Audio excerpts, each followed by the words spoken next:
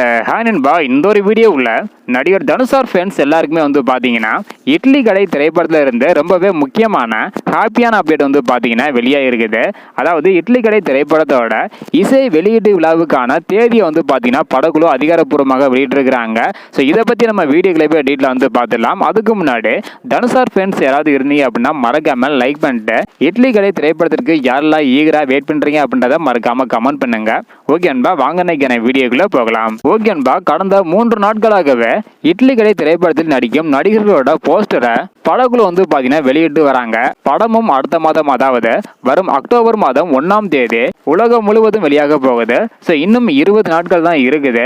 இப்படிப்பட்ட சூழ்நிலையில தற்பொழுது இந்த ஒரு திரைப்படத்தோட இசை வெளியீட்டு விழா வந்து பார்த்தீங்கன்னா இந்த மாதம், அதாவது வரும் செப்டம்பர் 14ஆம் தேதி, இன்னும் 5 நாட்கள்ல இட்லி கடை திரைப்படத்தோட ஆடியோ லான்ச் நடத்த போறதாக அதிகாரப்பூர்வமாக வந்து பார்த்தீங்கன்னா படக்குழு அறிவிச்சிருக்கிறாங்க. இந்த ஒரு திரைப்படத்திற்கு இசையமைப்பாளர் ஜிவி பிரகாஷ்குமார் இவங்க தான் இசையமைச்சிருக்கிறாங்க.